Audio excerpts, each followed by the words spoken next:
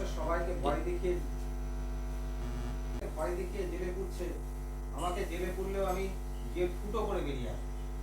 দেখুন, মুখ্যমন্ত্রী যে ধরনের শব্দচয়ন করেন বা তার শব্দবন্ধের কোনো প্রতিক্রিয়া দেওয়া সম্ভব নয়। এখন লালু প্রসাদ জেলে গেছেন, জয়ললিতা গেছেন, শিবু সোরেন গেছেন, মধু কোড়া গেছেন, শেষ পর্যন্ত হেমন্ত সোরেন চলে গেলেন। এখন পার্শ্ববর্তী রাজ্য, হয়তো আতঙ্ক হতাশা থেকে মুখ্যমন্ত্রী এই বক্তব্য রাখতে পারেন। কারণ সিটিং চিফ মিনিস্টারও যে দুর্নীতির দায়ে গ্রেপ্তার হতে পারে এবং গ্রেপ্তার করা যায়, বারবার তো সেটা উঠে আসছে। কোন কারণে মুখ্যমন্ত্রী এটা বলছেন সেটা উনি জানেন। ঝাড়খণ্ডের যে সিচুয়েশন দাঁড়ালো, সিটিং মুখ্যমন্ত্রী গ্রেপ্তার, এবং তারপর এই মুহূর্তে সরকার কেনাবেচার জন্য, বিধায়ক কেনাবেচার জন্য বিজেপির দিকে আশঙ্কা করে বিধায়কদের হায়দ্রাবাদে নিয়ে যাওয়ার প্রস্তুতি শুরু হয়েছে। দেখুন, এটা তো কোনো ব্যান্ড পার্টি নয়, পলিটিক্যাল পার্টি। কোনো হরিনাম সংকীর্তনের দল নয়, রাজনৈতিক দল। এদিকে ওদিকে যদি বিচ্ছিন্নভাবে বিধায়করা ঘোরাঘুরি করে, তাহলে তো কেউ ডেকে বলবেই, এদিকে এসো, একটু বসো, কাছে কাছে কথা বলো, কি হয়েছে। এটা তো রাজনৈতিক দল, বার্তালাপ তো চলবেই। কিন্তু দুর্ভাগ্যের বিষয় হলো এটাই, অটল বিহারী বাজপেয়ীর স্বপ্নের তৈরি করা ঝাড়খণ্ড, মানে এত মিনারেল রিচড, মানে দুহাত তুলে যে প্রদেশকে ঈশ্বর দান করেছেন, সেখানের এমন করুণ পরিস্থিতি যে 3জন মুখ্যমন্ত্রী আজকে সেখানে জেলে চলে গেল। এটা নিঃসন্দেহে আমাদের দেশের গণতন্ত্রের পক্ষে একটা লজ্জাজনক অধ্যায়।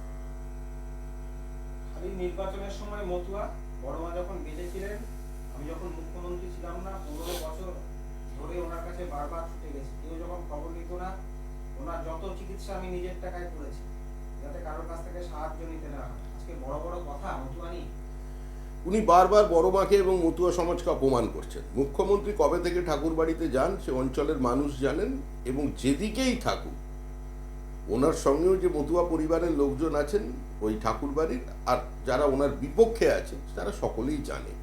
উনি যদি একজন বৃদ্ধ মহিলার জন্য করেই থাকেন, তাহলে সেই কথা বারবার বলা, সে তো সেই বৃদ্ধাকে শুধু অপমান নয়, তার পরিবারকে অপমান, গোটা মতুয়া সমাজকে অপমান করছেন এ কথা বলে।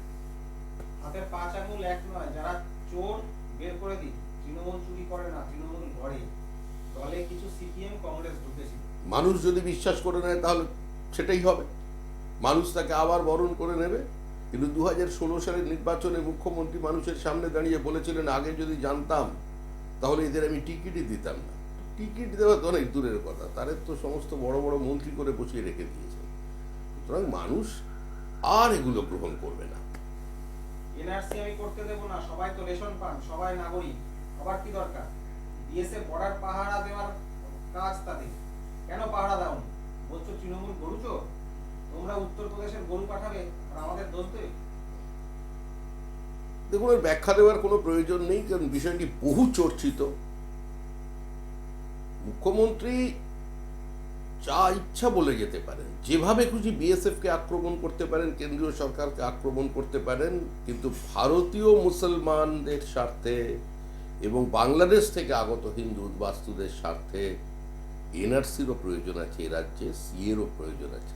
এ রাজ্যটা ধর্মশালা নয় যে তার দল এখানে এনে রোহিঙ্গাদের বসিয়ে দেবে, বাংলাদেশ থেকে লোক নিয়ে আসবে আর এনে ভোটার লিস্টের নাম তুলে দেবে। অতীতে এইসব চলেছে, উনিও তখন প্রতিবাদ করেছিলেন, এখন অবস্থান বদল করেছেন। এই বিরোধিতা করে কিছু করতে পারবেন না উনি, ওনার সরকারের প্রাণ চলে যাবে, কিন্তু এনআরসি হবে, সিএ হবে।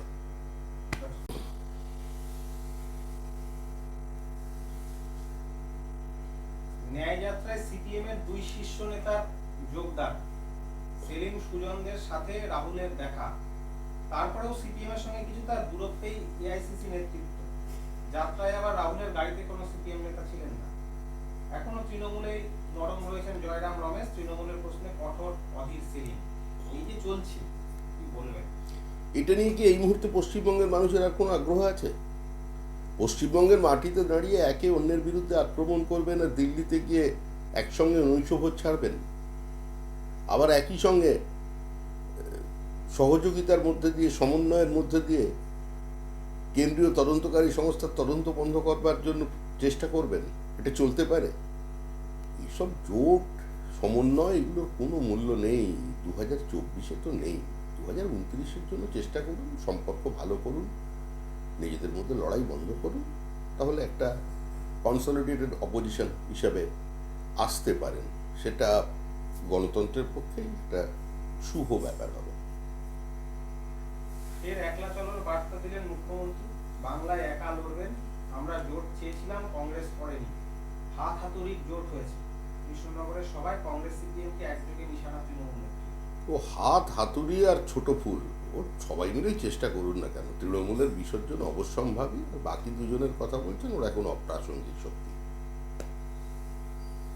বাজেট প্রসঙ্গে আজকে চন্দ্রিমা ভট্টাচার্য বলেছেন, আন্দোলন কিভাবে করতে হয় আমাদের নেত্রী সারা পৃথিবীকে দেখিয়েছেন। আমরা আমাদের প্রাপ্য অধিকার ছাড়বো না, মনরেগাতে বাজেট বাড়ালো না, তাই আন্দোলন চলবে। 100 দিনের কাজ ছাড়া যে রাজ্য সরকারের কাছে অন্য কিছু ডেলিভার করার মতো নেই, সেই রাজ্যের অর্থনৈতিক অবস্থা কি সেটা তো মানুষ বুঝতেই পারছে সহজে। আর 60 লক্ষের বেশি পরিযায়ী শ্রমিক, রাজ্যের বাইরে কোনো দুর্ঘটনা ঘটলেই সেখানে পশ্চিমবঙ্গের শ্রমিকরা মারা যাচ্ছে, হয় মুর্শিদাবাদ নয় উত্তর 24 পরগনা, না হলে বাঁকুড়া বীরভূমের লোক খুঁজে পাওয়া যাচ্ছে।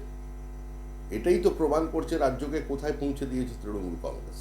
সুতরাং তাদের আন্দোলন, তাদের বক্তব্য আর মানুষের কাছে কোনো দাগ কাটতে পারে না। মুখ্যমন্ত্রী